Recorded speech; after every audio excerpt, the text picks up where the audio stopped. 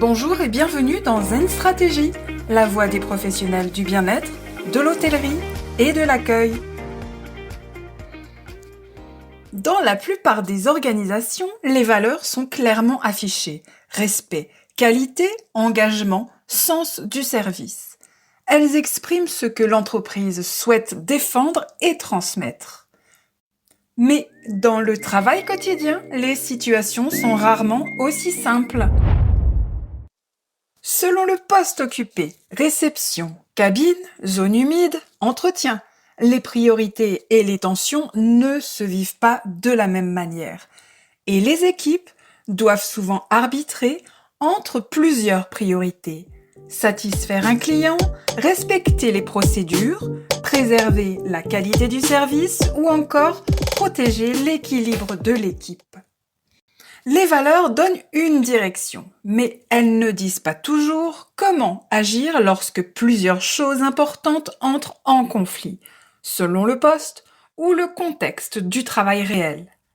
C'est là que l'éthique déontologique devient la boussole de travail. Elle transforme des principes généraux en repères professionnels capables de guider les décisions et les comportements dans les situations réelles de travail. La déontologie relie 3 dimensions essentielles.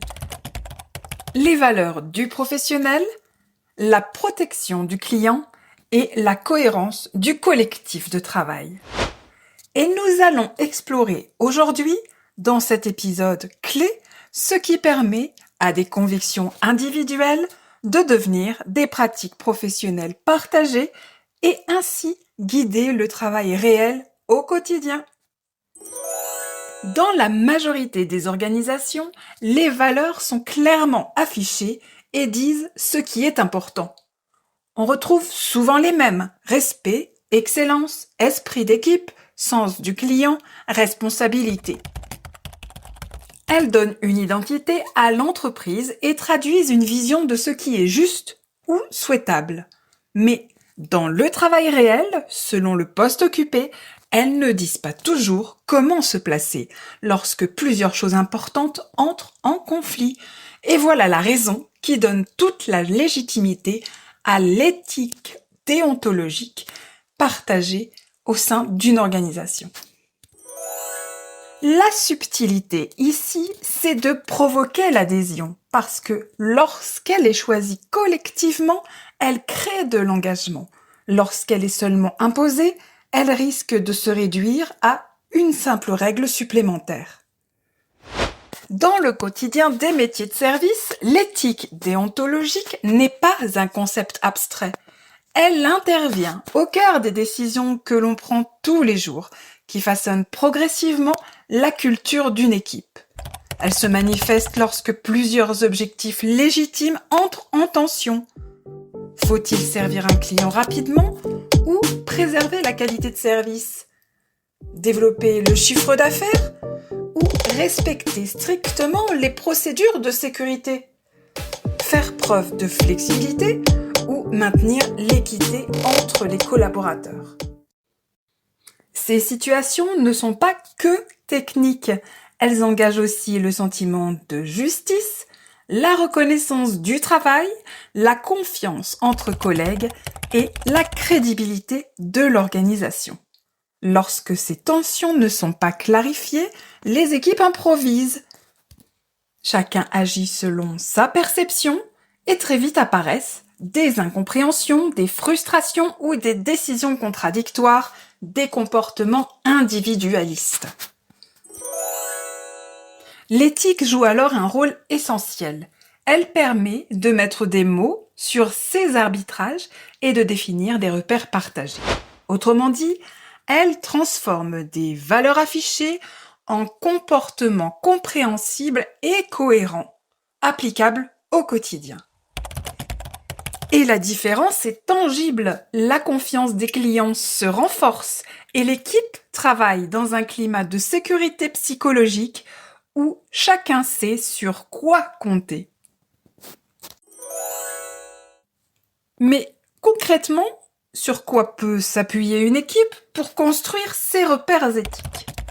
Dans beaucoup de métiers, notamment ceux du service à la personne, certains principes déontologiques fondamentaux existent déjà.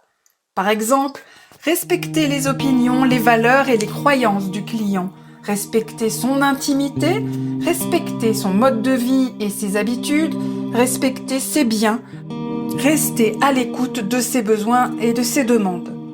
Ces principes constituent une base éthique solide. Ils protègent à la fois le client, le professionnel et l'organisation. Mais chaque structure peut ensuite s'approprier ces repères. Plutôt que d'organiser de longues discussions théoriques sur l'éthique, certaines entreprises choisissent une démarche plus simple et plus efficace. Elles présentent plusieurs principes déontologiques possibles à leurs équipes, puis proposent de délibérer collectivement. Les avantages sont nombreux. D'abord, elles impliquent directement les collaborateurs dans la construction d'une charte éthique. Ensuite, elle permet d'aboutir à des règles claires et partagées, plutôt qu'à des débats sans fin.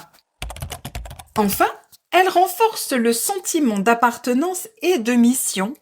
Ces principes adoptés ne viennent pas seulement de la direction, ils sont le résultat d'un choix collectif. Décider de les exposer aux clients par écrit peut permettre d'en renforcer naturellement le cadre pour toute l'équipe, y compris pour les nouvelles recrues. L'éthique devient alors beaucoup plus qu'un texte affiché en interne. Elle devient le cadre de décision choisi et compris par ceux qui travaillent au quotidien et redonne sens dans leur interaction avec le client. Mais il est important de comprendre une chose. Les principes déontologiques à eux seuls ne suffisent pas toujours. Car dans le travail réel, ce ne sont pas seulement les intentions qui comptent, c'est aussi l'organisation du travail qui permet, ou non, de respecter ces principes. Prenons un exemple simple. Respecter l'écoute du client suppose d'avoir le temps de l'écouter. Respecter les collaborateurs suppose que les plannings ne soient pas constamment sous tension. Autrement dit, une éthique affichée doit toujours être soutenue par une organisation cohérente. Sinon, les équipes se retrouvent dans une situation difficile. Elles connaissent les principes, mais les conditions de travail ne permettent pas toujours de les appliquer. C'est pourquoi l'éthique ne relève pas uniquement de la morale individuelle. Elle devient une responsabilité organisationnelle qui oblige l'entreprise à se poser une question essentielle. Avons-nous conçu un cadre de travail qui permet réellement de respecter les valeurs que nous affichons? Lorsque cette cohérence existe, les équipes peuvent agir avec plus de sérénité. Les décisions deviennent plus compréhensibles, les tensions diminuent et la qualité du service repose alors sur un cadre collectif clair et assumé. Mais pour que l'éthique devienne réellement un repère quotidien, elle doit s'appuyer sur une organisation cohérente. C'est là qu'intervient le rôle central du Facility Manager. Son rôle ne consiste pas simplement à organiser le travail en y clarifiant les priorités, en expliquant les arbitrages et en maintenant des espaces de dialogue où les équipes peuvent exprimer leurs tensions.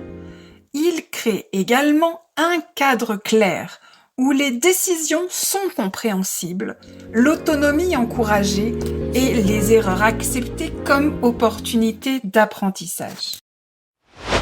Dans ce cadre, l'éthique devient une compétence collective de l'organisation. Elle transforme le travail quotidien. Les équipes peuvent agir avec cohérence, même lorsque les situations sont complexes, et appliquer les principes éthiques de manière concrète dans chaque interaction avec le client. Ainsi, l'éthique est vécue comme un cadre vivant de décisions collectives, soutenu par une architecture du travail qui donne du sens aux actions de chacun et renforce la cohésion de l'équipe. final, l'éthique d'entreprise n'est pas seulement une question de principe, c'est un outil de décision dans le travail réel.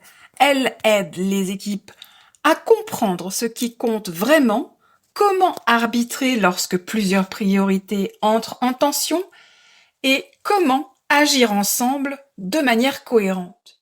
Mais pour que ces principes vivent réellement, une condition reste essentielle. Ils doivent être soutenus par une organisation de travail qui les rend possibles.